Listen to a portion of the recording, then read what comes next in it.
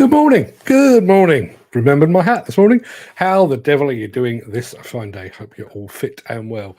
Now, as regular viewers will testify, this show rather flies by the seat of its pants. There's precious little in the way of planning and structure or formality of any kind. I generally just wake up and see where the mood takes me. However, I was thinking last night, which is not like me at all, and I was thinking about a couple of topics of conversation that I'll be bringing up tomorrow and on Thursday. In my 35 years in this business, I've seen a great many equipment manufacturers come and go. Some were swallowed up, some collapsed under their own weight, and others just fell completely out of fashion. But think about some of the names that were once ever present. O&K, Ackerman, Wingate, Benford, Hymac, Bright, International Harvester, and so many more.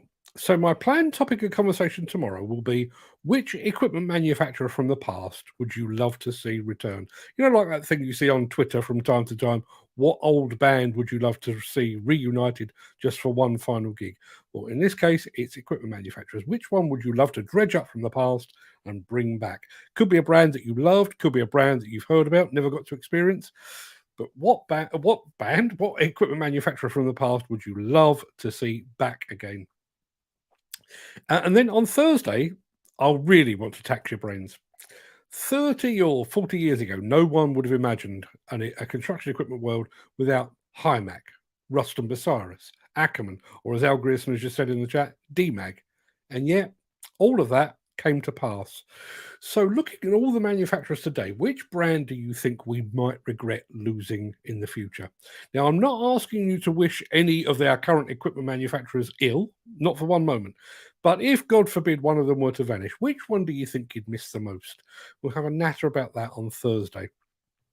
Just one final thing before we properly get cracking today.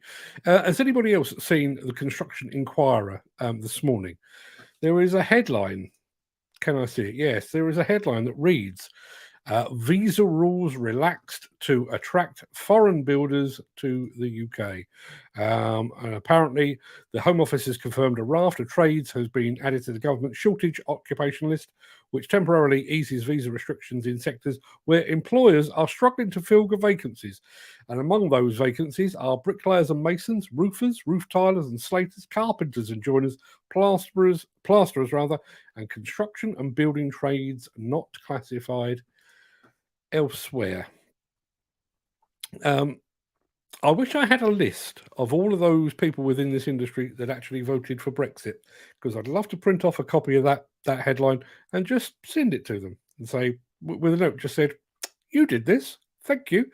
Now, without further ado, let me roll the intro. Let me roll the intro, pose the question of the day, and get this show on the road.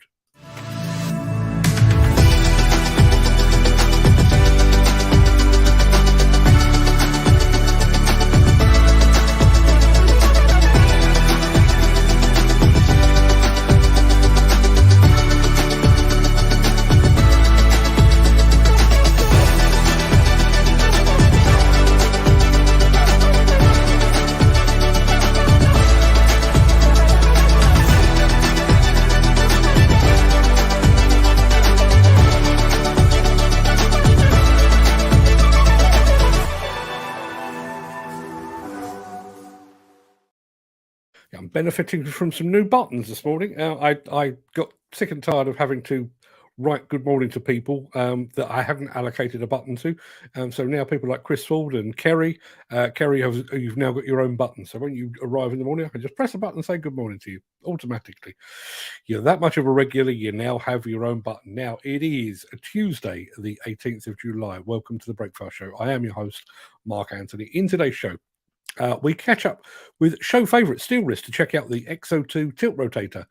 Want to know your way around the Liebherr range? Well, there's an app for that. And we're looking back at one of the some of the biggest wheel loaders in the Volvo range. Plus, sticking with that big wheel loader theme, we're taking a look at one of the biggest wheel loaders in the entire world. And we'll get to all of that in just a second.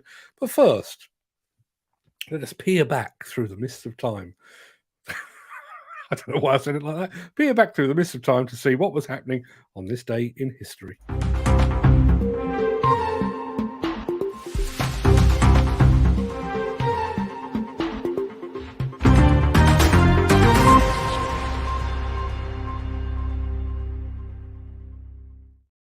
On this day in the year 64. Now, I couldn't actually tell whether that was 64 AD or 64 BC, but year 64, stick with that. The Great Fire of Rome began. Legend has it that Emperor Nero was on the fiddle at the time. Some things never change. In 1925, Hitler published his Nazi manifesto, Mein Kampf. Apparently, and I only learned this morning, the original title was 4.5 years of struggle against lies, stupidity, and cowardice. I may adopt that as the new subtitle for this show, actually. In 1938, a pilot called Douglas Corrigan touched down in Ireland after a grueling 28-hour flight that began in New York. The only problem was he was supposed to be flying to California. That way. And in 1976, Nadia Comaneci became the first gymnast to score a perfect 10. Not content with that, she ultimately did so 7 times during the Montreal Olympics. And on this day in 1991, born unto me was my eldest daughter, Georgia. Morning, Georgia, and happy birthday. See you later. Now, before we get into the real meat of the show, let me remind you very quickly of our question of the day.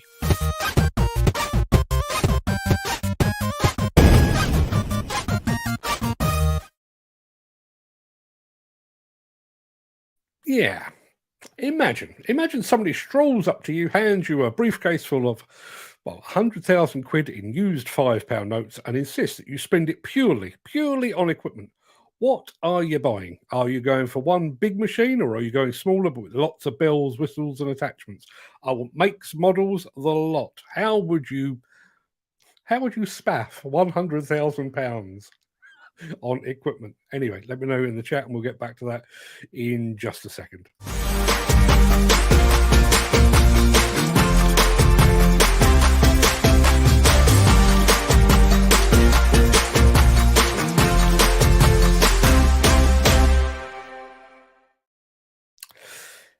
Plantworks. All that hype and all that build-up, and it's now a rapidly fading memory. However, it did afford us some memorable moments, not least of which was meeting up with some of the viewers of this very show for the first time. It also gave us an opportunity to meet up with Tom Richards to find out more about the new Steelwrist XO2. I'm going to dedicate this one to number one fan, Gary Muirhead. Here we go. Take it away, Tom.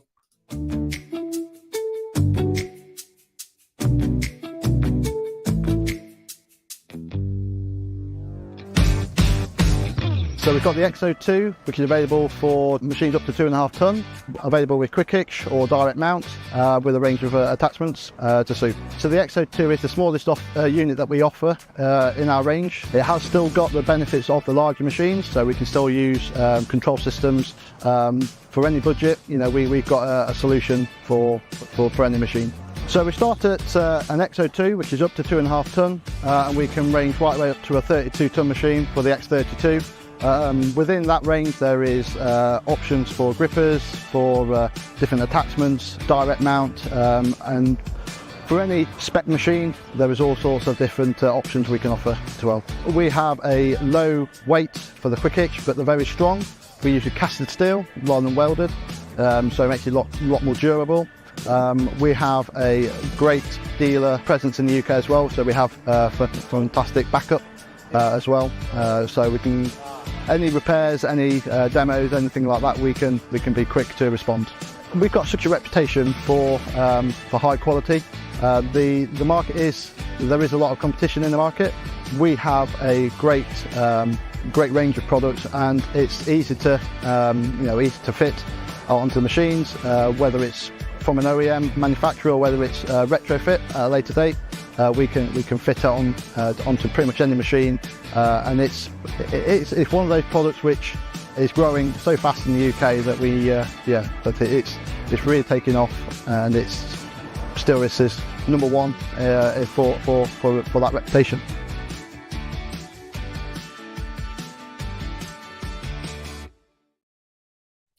Now, obviously, all the time Gary Muirhead remains a viewer of the show. I will never be Steelwrist's number one fan, but I'd like to think I may be number 2 or 3.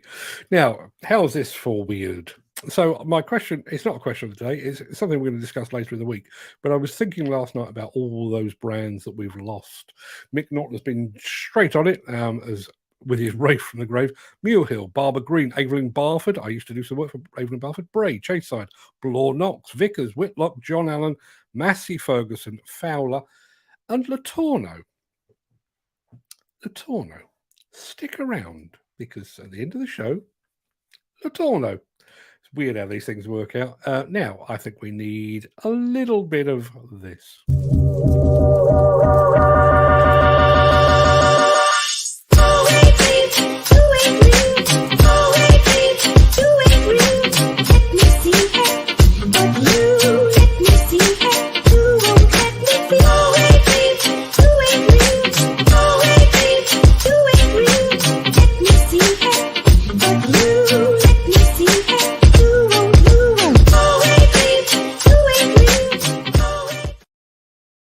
Yeah, I've kind of given the game away, but our final film of today actually features one of the biggest wheel loaders in the world, the Latorno L1850.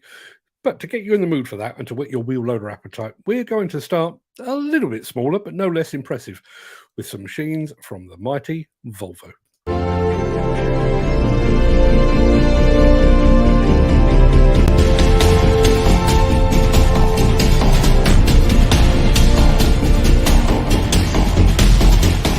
L60, L90 and L120 GZ was added to the Volvo wheel loader family in 2015 to offer reduced cost of operations to customers in emerging markets. These machines are specifically optimized for bucket handling applications thanks to the Volvo Z-bar linkage and will fit in most applications. Go ahead, Anthony. Please tell us the benefits. These machines fit in most of the wheel loader applications. Extraction of sand in gravel, rehandling in quarries, asphalt or concrete mixing plants, light materials handling and general service at construction sites.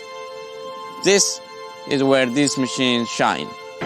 The engine, transmission and axles are the same as in the proven F-Series wheel loaders. The Volvo design will deliver optimized performance, high productivity, low fuel consumption and superior reliability. The axles have wet disc brakes on both the front and rear. The powerful Volvo engine delivers high torque at low RPM. Inside, the oil circulates to maintain an optimal axle oil temperature. This provides longer component life and excellent performance. As an option, we offer an external axle oil cooler for the L120GZ. For outstanding traction, the front axle is equipped with 100% differential locks as standard. The automatic power shift transmission has 4 settings. You can choose L for load and carry long distance, M for medium distance, or H for intensive short cycle loading such as truck loading. Or you can put it on auto for general purpose applications. Using the Eco pedal is a great way to reduce fuel consumption. It applies a mechanical pushback to help you work within the economic operating range of the engine. The Volvo load sensing hydraulics and steering system supply power to the hydraulic functions only when needed. The powerful systems provide fast response for shorter cycle times while delivering smooth operation through superior control of the load, attachment and steering. The hydraulically driven and electronically controlled cooling fan only rotates as much as required to maintain correct temperature, saving more fuel. The Volvo design Z-bar linkage provides high breakout force for powerful digging even in the hardest materials. The linkage is matched with original Volvo buckets. You want them to work together as one solid, reliable unit.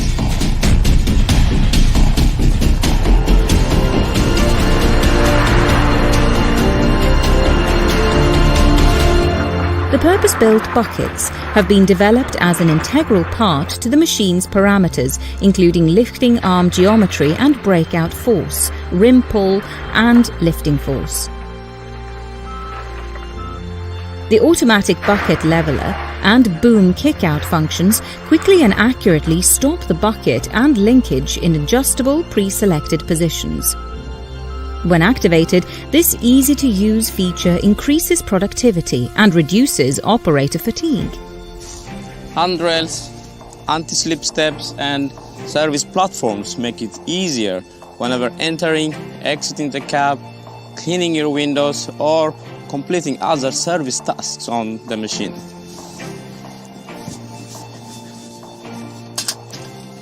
When it comes to comfort, nothing can compete with a spacious cab from Volvo. The operator can easily set up an ergonomic working condition. The steering column is adjustable, the armrest, the seat, and control levers have many adjustment possibilities, and the control switches are easily accessible. The superior all-round visibility will let you operate with precision. Further, the air conditioning and heating system will keep you comfortable whether you work in the hot desert or during the cold winter in the north. The air in the cab is effectively filtered, passing through a pre- and main filter. That keeps the air clean and the operator stays fresh all day long. The Volvo Contronic system continuously monitors the machine's operation and performance in real time and displays it on the operator's control panel.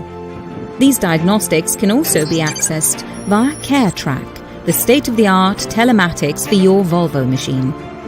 CareTrack allows you to access a wide range of machine monitoring information designed to save time and money. To keep your machine going, service and maintenance is essential, but you want this to be done as fast as possible so that your machine will be out making money again. The excellent access to the engine compartment and the radiator allows this to be done faster, increasing your machine's uptime. On each of the brake housings, there are brake wear indicators that allows you to easily check on the wear level of the brake discs. If you want to make sure the brake system is proper, just do the electronic brake performance test. Critical components feature breather filters for superior cleansing of air and gases. For easy and fast servicing, the brakes are outboard mounted. The rear axle trunnions are lubricated for life and are maintenance-free. This cuts down the time spent on greasing and other servicing, lowering your costs. For superior durability, Volvo buckets are constructed from high-quality steel and special wear-resistant materials in the areas that are most exposed. Dual sealing on the bucket pins to keep dust out and the grease inside for long service life of the bucket pins.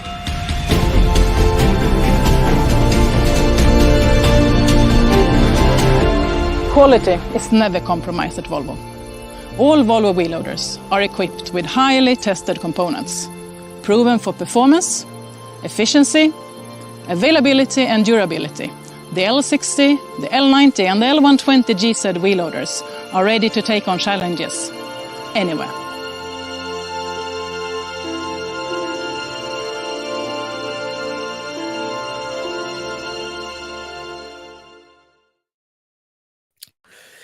Al Grierson over in Luxembourg, morning. Al raises a very good point. I always wonder about these export model machines. Are they really so simple to maintain, or are we simply sending these countries rubbish machines to carve out some of the market share the Chinese manufacturers are taking with these? It's a good question. I mean, obviously, these export machines have been around long before the Chinese manufacturers started to make inroads.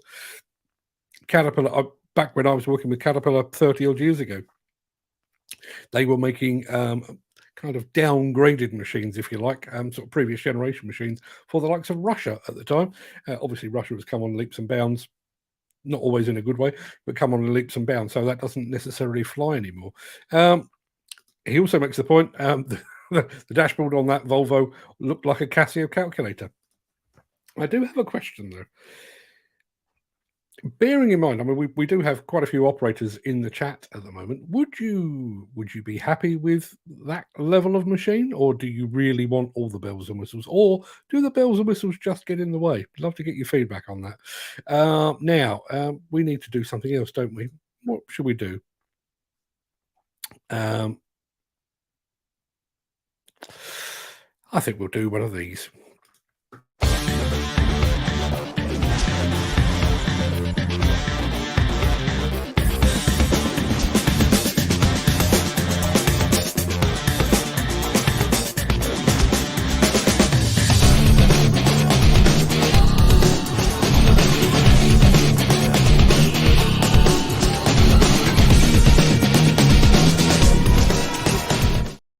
Now, if you want to keep abreast of all the latest news from the mighty Liebherr, I would like to think you tune into this show, or failing that, hop on over to our YouTube channel and search there. But there's another way, and while I hate to admit it, there's actually a better way. Countless application scenarios with the most diverse requirements for our machines. And in the end, every machine should be tailored to your specific application. With the My Guide for Earth Moving app, you can now find all the topics and contents from the world of earth moving and material handling technology in one place.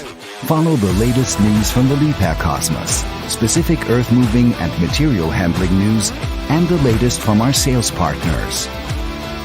Immerse yourself in our entire product range, with application images, technical data on machines, right down to the fuel consumption and links to videos. For a better decision-making process, you can also compare similar products in the app. And with our configurator, you can design each product individually according to your needs and save your designs directly. You can download and install the My Guide for Earth Moving app as usual via the Apple or Google App Stores. You want to get in touch with us? In the map view, you can find the nearest sales partner and contact them directly. It's all in your hands with the Liebherr My Guide for Earth Moving app.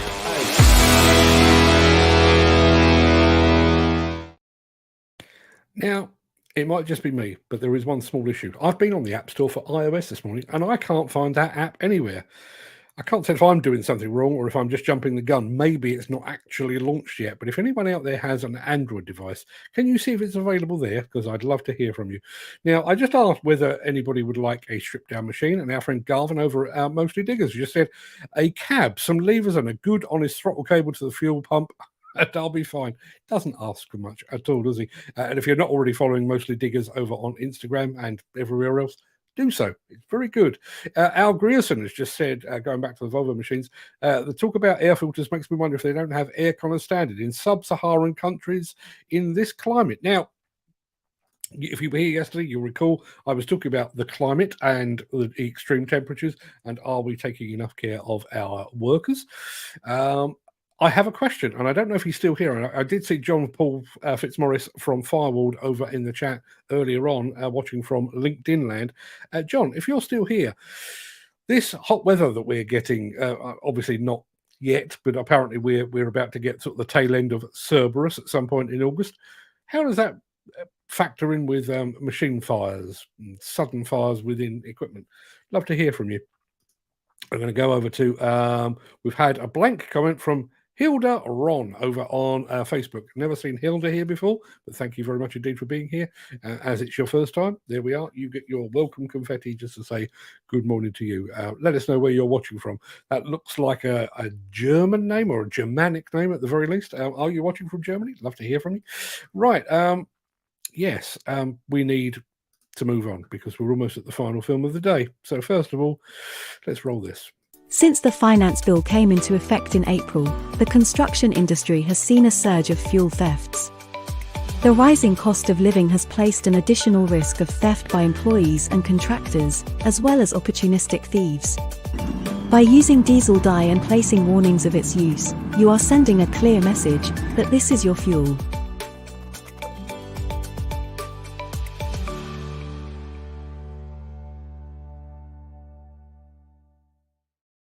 Our final item of the day was weirdly predicted by our friend Mick Norton. It is 18 metres in length. It weighs in at 230 tonnes. It has a bucket capacity of 25 cubic metres and an engine that develops no less than 2,000 horsepower. It's one of the biggest wheel loaders in the world. And this is the Letourneau L1850.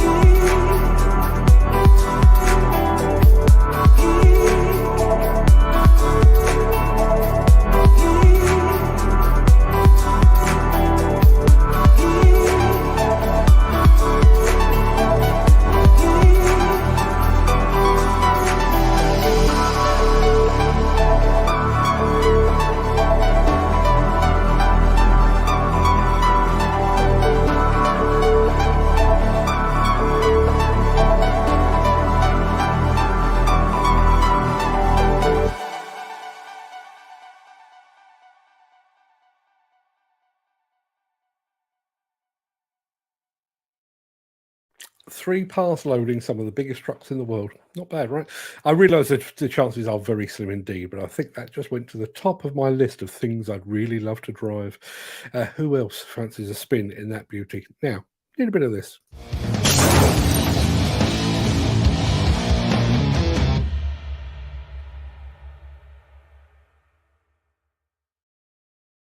I went to my local post office yesterday to send our mate Nigel Williams his latest prize, which I'm sure will be taking pride of place in his new house at some point this week. I'm in and out of that post office almost daily one way or another, and I generally have a chat with the guy or the lady behind the counter, but not yesterday. Yesterday, there was a new guy, a younger guy. I watched him serve several people before me, and he was on his mobile phone the entire time. If someone wanted something weighed, he jabbed his finger at the scales. If someone needed to pay, he jabbed his finger at the digital readout on his till. He handed over stamps without even acknowledging the person buying them. I'm not having that, I thought. So I waited till I was the first in line, and I made a phone call. I made a phone call to my own home, which I knew was completely empty. And then I had a conversation with my voicemail. When it was my turn, I walked forward, dumped Nigel's package on the scales, and continued speaking. This forced the Herbert behind the counter to A, ask me if I wanted to send the package first or second class, B, ask me to hand him the parcel, and C, to ask me about the contents. I kept him waiting. Speaking to oneself requires a good deal of concentration. Eventually, he got the message, and he hung up his call. When I thought he'd suffered enough, I did the same. I paid up, got my receipt, and left. And the moral of this story is, don't screw with somebody that's got a lot of time on their hands. Anyway, I took a huge amount of pleasure in that. That is my gripe of the day. I'd love to hear yours. What is it that grinds your gears, gets you going, and generally butters your parsnips? The daily gripe therapy session returns probably tomorrow. Right, that pretty much wraps up the main part of this morning's show. I'm going to roll the outro in just a second before leaping gazelle-like over into the chat to see what you're all saying today. If you can't stick around for that, and I wouldn't blame you, please stay safe, look after yourself, your family, friends, and your colleagues. But if you have both the time and the inclination, please stick around. The Craic will begin immediately after this final word from our show sponsor.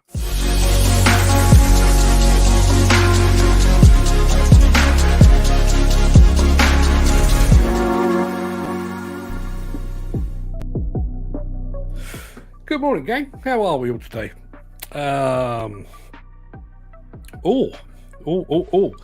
Let's have a look. This is at the bottom of the chat, but this is from our friend Garvin over at Mostly Diggers. Definitely recommend the book Latorno Earth Movers by Eric O. Orleman. Illustrates all the amazing and weird and original machines he created. Go take a look. I may have to look that out. I'll tell you what, let's go back to the beginning of the chat. It's only fair because some people were hot off the mark this morning. And there you are, coming in hot, as always. Ken Hatcher was first off the mark. Ken. He has a bit of sunshine. Any sign of Cerberus down in Wales? I'm guessing not. I think we don't get the hot weather until middle of August, do we? However, I shall be visiting Cerberus, the guardian of the gates of hell, in just over a week and a half's time. I will be in Sicily. Gary Muirhead is in the house. Gary, obviously, you have the Steelwrist logo as your icon there. I hope you enjoyed today's visit to Steelwrist back at Plantworks. Lovely bunch of people, really are. Al Grierson is in the house as well. Morning, Al, all the way from Luxembourg. Has plenty to say on the subject of export machines or export standard machines. Come back to that in just a second. Mick Norton is here as well. Morning, Mick. Thank you very much indeed for joining us. Kerry Jones, who is one of a number of people who now has his own button on my Stream Deck. For those of you that aren't aware, that is what a Stream Deck looks like. Can you see those? Yes, you can see the letters there.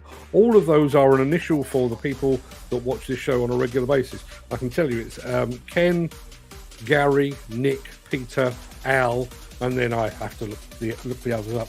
Well, I've had a full page of those for the last, I don't know, year or so.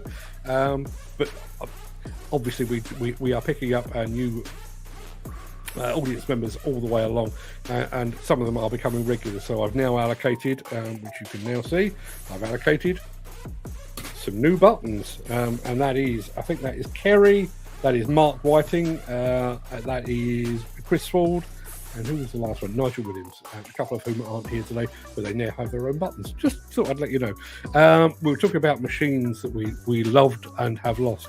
DMAG. Yeah, I remember there was a time when wish I could remember the model number, but I went to see a DMAG and it was the biggest machine I'd actually seen to that point. Got bigger after that, but yeah, absolutely fantastic machine. Jim Turner's in the house. Morning, Jim. Thought for the day. For the production of 1 ton of lithium, you need 2 million litres of water. That doesn't seem like a great return, does it? I remember thinking that going to some of the open cast mines up in the northeast of the UK, where they were talking about the level of overburden to be removed for a fraction of an ounce of coal. Never seemed worth it to me, but that's just my point. Question of the day. Now, my question of the day today, and maybe I've set the bar too low, and I think somebody did point that out. 100 grand, you're not going to get a huge amount of machine for that. That was half the point. Maybe I'll do it another time down the line. Maybe we'll give you £500,000 to spend. See how you go with that. But if you had £100,000 and you could spend it only on equipment, what would you buy? Chris Ford, another of those with a button of his own. Morning, people. Better late than never. Not a problem at all, Chris. You arrive when you arrive. Not a problem at all. Ken Hatcher would go and blow 100 grand on a Cat 432 backhoe loader. Money well spent, if you ask me. There is John Fitzmaurice. I think he may have left us now, but I would love to get a take on what these fire suppression people are making of Cerberus and this climate thing.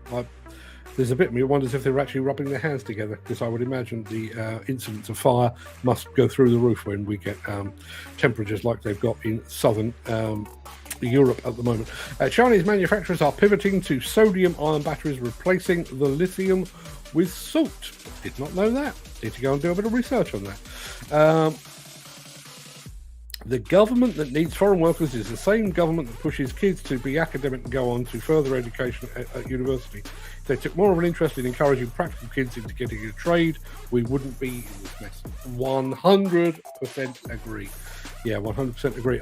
Funnily enough, I was reading something on LinkedIn over the weekend where somebody had followed in his father's footsteps into the construction industry and had been, bullied is too strong a word, but had been very, very, very actively discouraged from doing so by the education folks.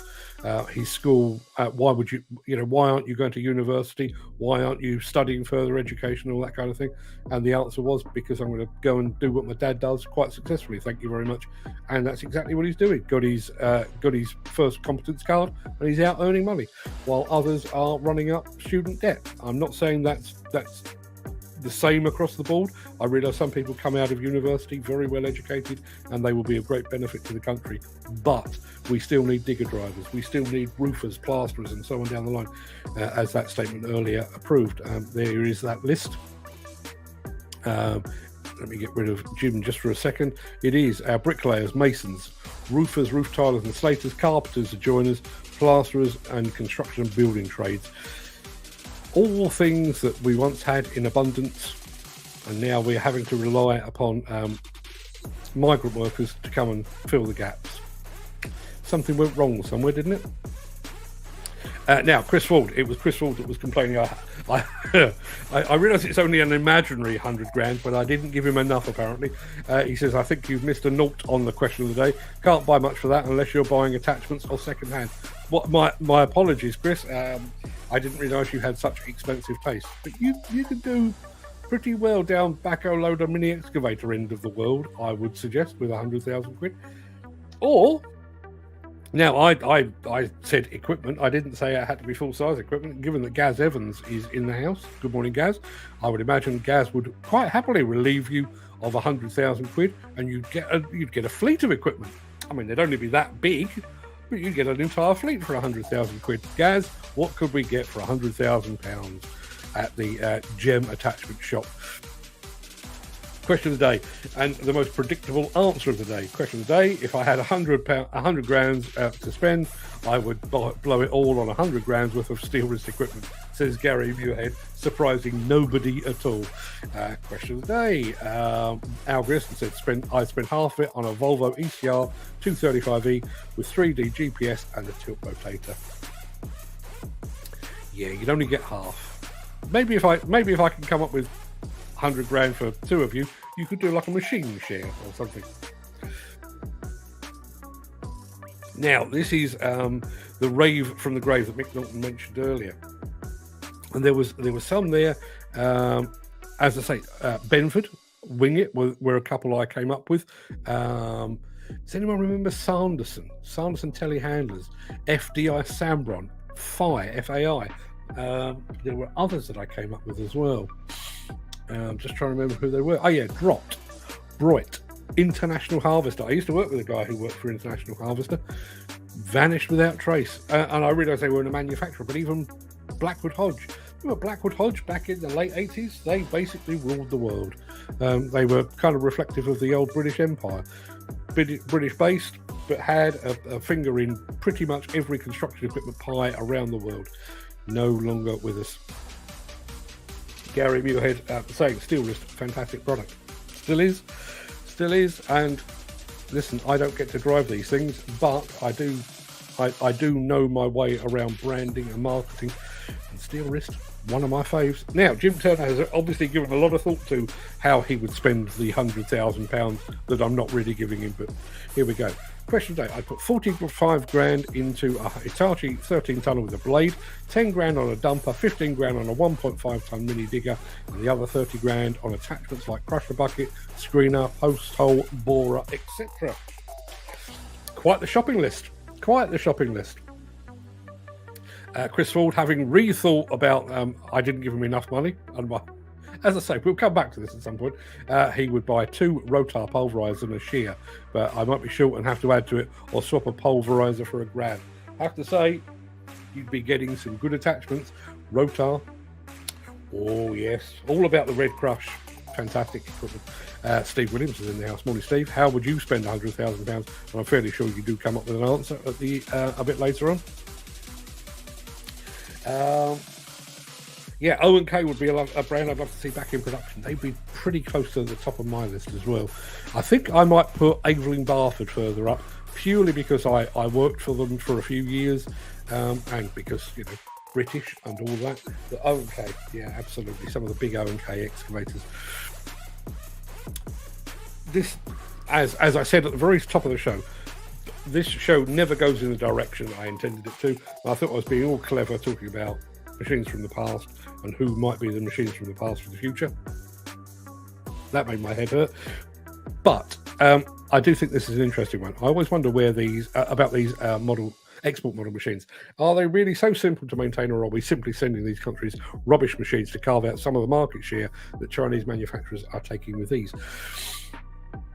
As I said earlier, all of the major manufacturers, I think, have always had sort of dual standard machines. So you have, for certain markets, you have all the bells and whistles, like Europe and Scandinavia. They take all the bells and whistles, all the latest tech and everything else. But there are other parts of the world traditionally, and it was always Africa, the Middle East, and some parts of Asia would take machines. Maybe the engine emissions were higher in those locations because they had less restrictions on that. Some of the machines, I mean, up until fairly recently, you know, you could still buy cat machines without cabs for some of the hotter climates and stuff like that. But it's always been the case. But I do have a theory about this. Bearing in mind that a lot of machines, particularly here in the UK, will be going into rental applications. As much as I like tech, and I like tech as much as the next bloke, probably not as much as our mate Peter Haddock, but I like it as much as the next bloke. I do wonder if we are being led down that path mostly by the manufacturers rather than by the actual necessity of the modern world. And I think if you gave some of the UK rental companies, not just UK, but rental companies across the world, said, okay, what is your ideal machine? Would they really specify it with all of the bells and whistles? Or would they be quite happy to make do with something maybe a little less complicated, but still got the job done? Question of the day, Steve Williamson. If it was a spare 100k and already had a tilt rotator and GPS, I'd spend loads on light bars, lights, custom paint, custom cab, and every attachment I need. Yeah, absolutely. If you're spending all that time in your machine, you want that machine to be reflective of you. My office is a reflection of me. If you could actually see about me, there are bits of my personality dotted about the place. There is. Let me see. No, it's there. That's a book on Muhammad Ali. I think that's an Ultravox book. There's an Ultravox album up behind that. There's a West Ham thing. It's out of sight. Those are all part of my personality. What else have we got? There's a lot of Stephen King books there as well. All part of my personality. Ken Hatcher says, Volvo always had a nice loader. They certainly do. And I let me think, it must be nearly a year ago when I was up in Eskilstuna, I actually got to drive a couple of their electric wheel loaders. Say what you like about the electric machines, but what a lovely place to be that was. Peter McKenna, late but always welcome. He has arrived in the house. They talk about air filters, maybe wonder if they don't have air kind of standard in sub-Saharan countries in this climate. Yeah, it makes me wonder. Going back to what I was saying about export level machines and are we overly complicated? There you are, there's Garmin from Mostly Diggers. Please give them a follow. A cab, some levers and a good honest throttle cable to the fuel pump and I'll be fine. Yeah, I do wonder, and I know it's each to their own. And going back to what I was just saying about this office and Steve Williamson's fantasy machine, they're all a reflection. But if you are there to purely get a job done, a cab, some levers, maybe a comfy seat, and a good honest throttle cable, that's pretty much all you need. Yeah, funny enough, talk about that Latorno L1850. While it was playing, that was the first comment that came up. I did try to find some fuel consumption levels for it. Couldn't find them anywhere because obviously the machine has been around for a while, probably buried in Google somewhere, but absolute animal. Let's have a look. Nice machine. Don't think I'll have enough with 100 grand. I don't think the 100 grand would buy you a tyre. What a work of art that machine is. Yeah. I've said this before, but I do wonder about these things. I do apologise. I think my moustache has got over long. It's going up my nose. Bit of an itchy hooter today.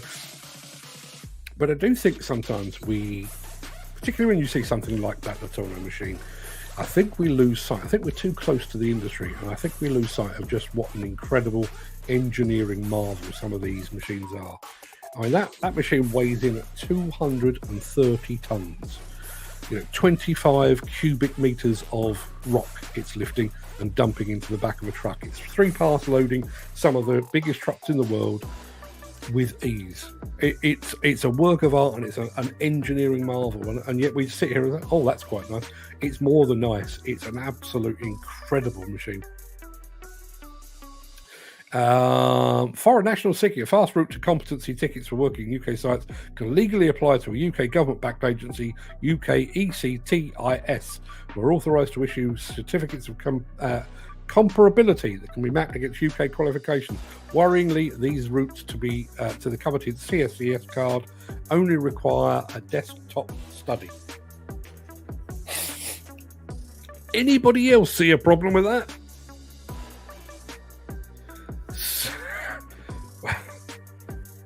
That makes my head hurt a lot.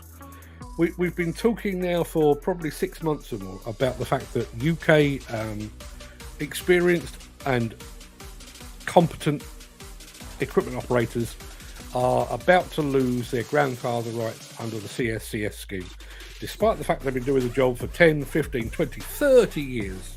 All of that experience that they've now got to go get themselves an MVQ.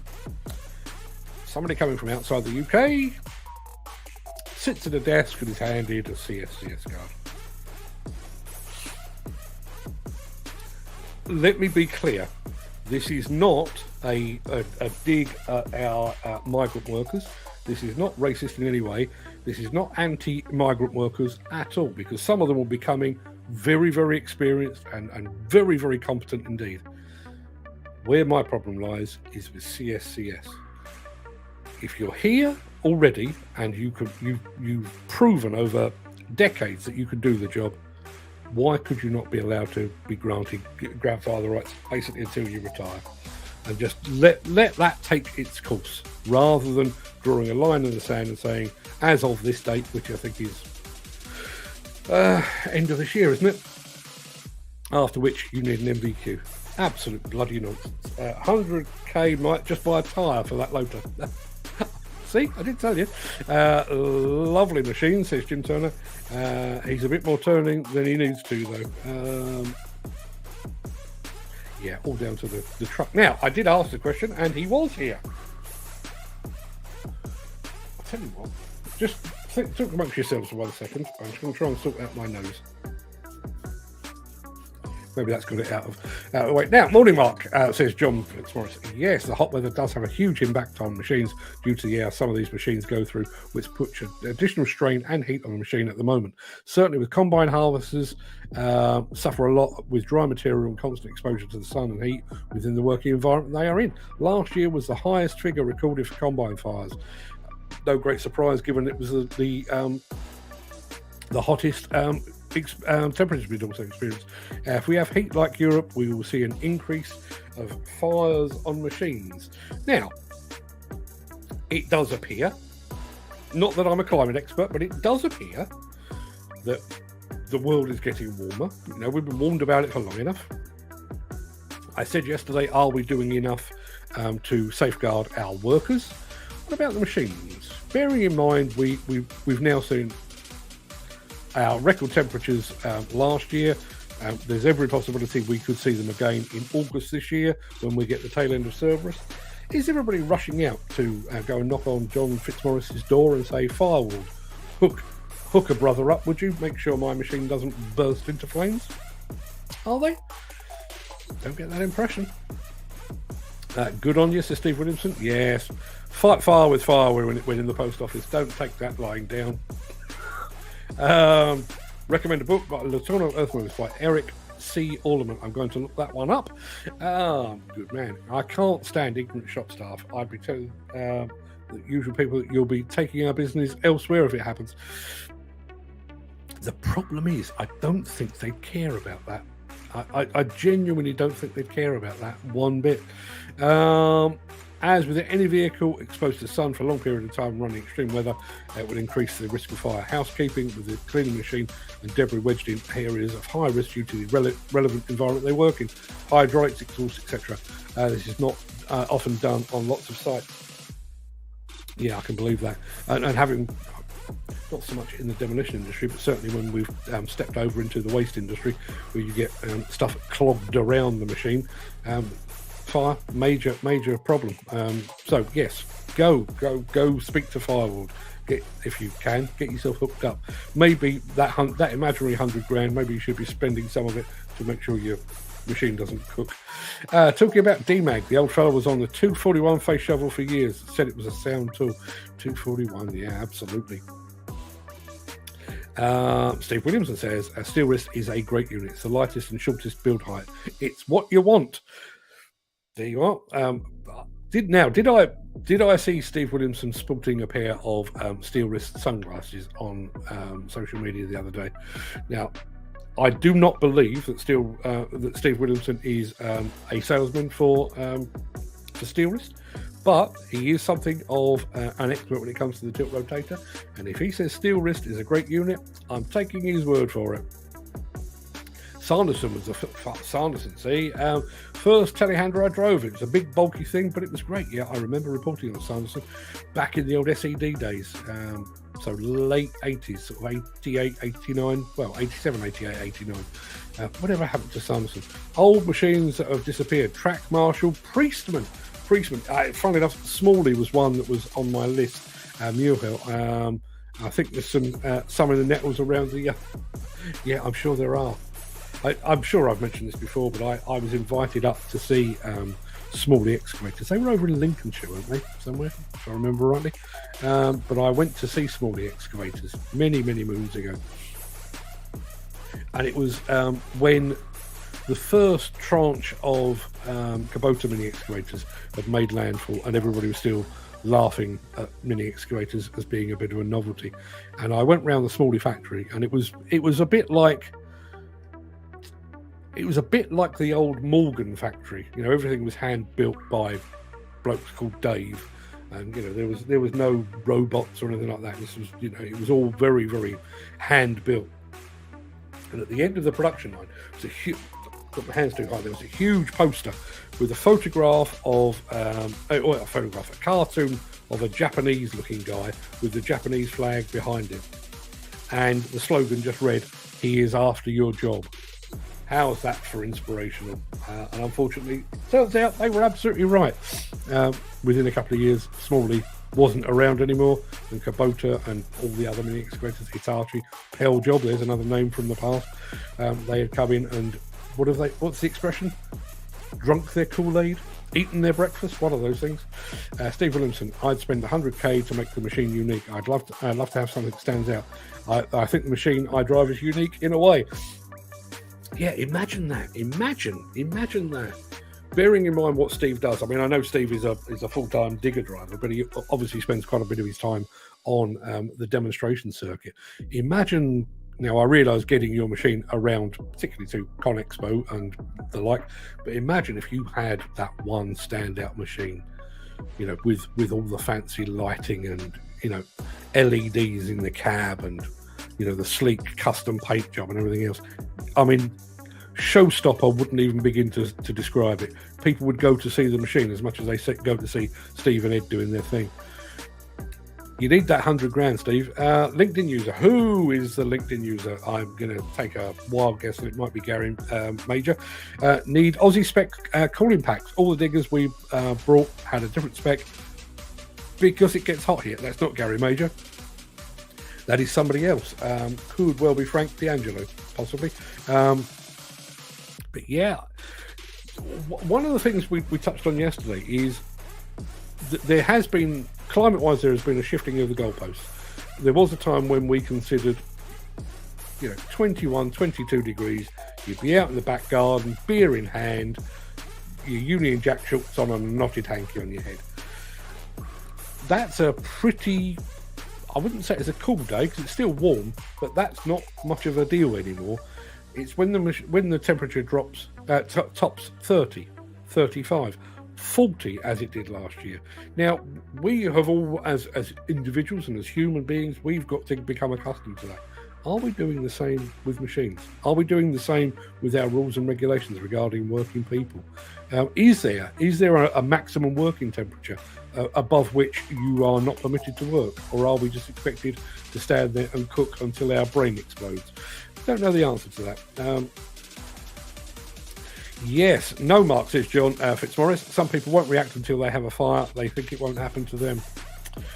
There will be an increase. I mean, I know, obviously, there is still debate over climate change and everything else. But when you look at what's happening in Sardinia, in Sicily, in La Palma, over in Spain, you're literally seeing cars bursting into flames because the ambient temperature is so high.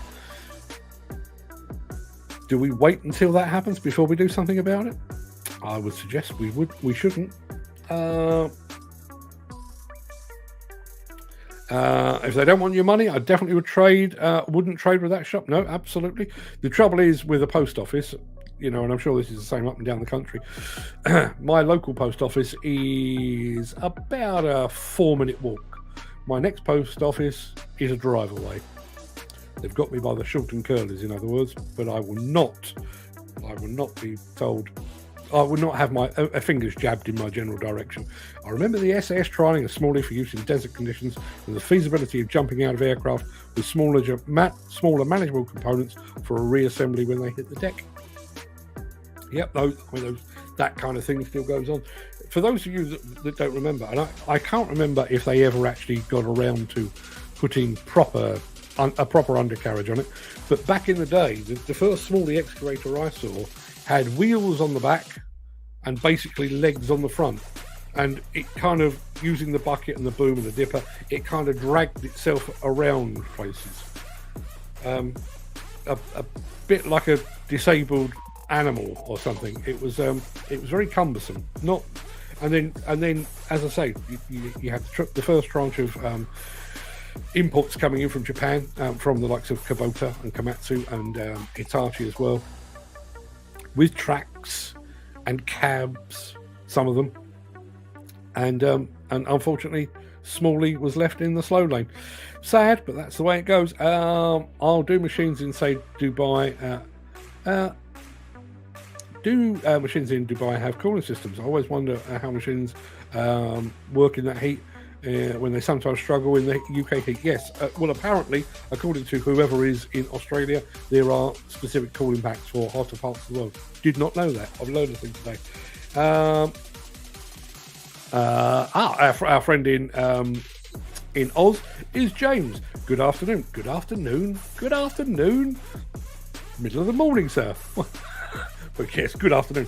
We also have individual heat policies at work. Heat stroke will kill you. 30 degrees is not too bad. Multiple days over 40 with hot wind is the norm here. We're in winter now. Kind of worried what this summer will bring, seeing what summer has been like across the pond. See, now, and there is the point. Multiple days over 40 degrees with wind is the norm. That's Australia. Now, and I don't know, I've never been to Oz. It's on the list, but as I said yesterday, I'm terrified of sharks. So, never been to Oz. But my understanding is that they are that aware of the potential damage that the sun can inflict. There are things like you can actually, there are dispensers for sunscreen on the beaches and stuff. You know, the entire country, well, the bit around the outside that isn't filled with spiders and snakes, mostly it is. You know, it comes with air conditioning and everything else, and yet here we are. You know, we're now knocking on the door of some Australian type temperatures, and we're still cracking on exactly the same as we always have. I have footage of a Smalley on my YouTube channel at Sibbertoft, says Jim Turner. Yeah, please go and have a look at that. Unfortunately, I was hoping to actually use some of Jim's footage from that Sibbertoft Open Day on this show, but he shot everything vertically, which works perfectly well for his channel. Doesn't work so well for this. You just end up with these big black bars everywhere. Let's have a look at Smalley Land Rover towable. Perfectly. Made perfect sense. Would love to get over to their dirt show. I think it's 3 days long. They'd be lucky to have you. I mean, given the fact that your reputation now stretches as far as America, you know, continuing the journey, and I know it's quite a journey, but continue your journey to take in Australia, you would think that the Aussies, in their infinite wisdom, would invite you over. Now, whether they could understand a damn word you were saying is a whole other matter. But you would think. And don't forget, there's also the Big Five exhibition at the end of this year in, I think it's Dubai, it could be Saudi, I can't remember. You'd think they'd invite you to that as well, given your skill set and international reputation, and, you know, good looks and charm and wit and personality. You'd think somebody would be on the phone right about now inviting you to all of those things. Don't worry, Steve, they haven't invited me either. Right, people, that's going to do us for the day. That is an hour. I've got to go and say happy birthday to my daughter. So I'm going to take my wife over there and my in-laws and to go and wish her a happy birthday. But I'll be back here tomorrow, 10 a.m. And we will be talking tomorrow, probably in a bit more depth, about manufacturers that we knew and lost. You know, like our old flames, our first loves. I'm not going to get into that because the wife's probably listening. But yes, we'll be talking about the equipment manufacturers we have known and lost. That'll be tomorrow. And then on Thursday, we'll be talking about the manufacturers of today that you would miss most if they went the way of O&K and DMAG and Smalley and stuff. Expensive week in your house. Yeah, well, I mean, unfortunately, two of them are no longer with us. But it was my father's birthday last week. It was also my wife's grandmother's birthday. Those two aren't with us anymore. Wife's yesterday. Daughter's today. It's grandson's about a week's time. And there was another one. Oh, yeah. Peter McKenna. Because, you know, we'll be spending a fortune on... We won't. But Peter McKenna's got a birthday coming up in the next couple of days, I think. So, yes, very expensive. So, you know, if you'd like to send donations, you know where to find us. buymeacoffee.com/demolition news. All money's gratefully received, because it's been an expensive time. What can I tell you? Right, people, go and have a fantastic day. Enjoy the sunshine. Don't suffer from it. I'll be back here again tomorrow. Till then, have a great one. All the best.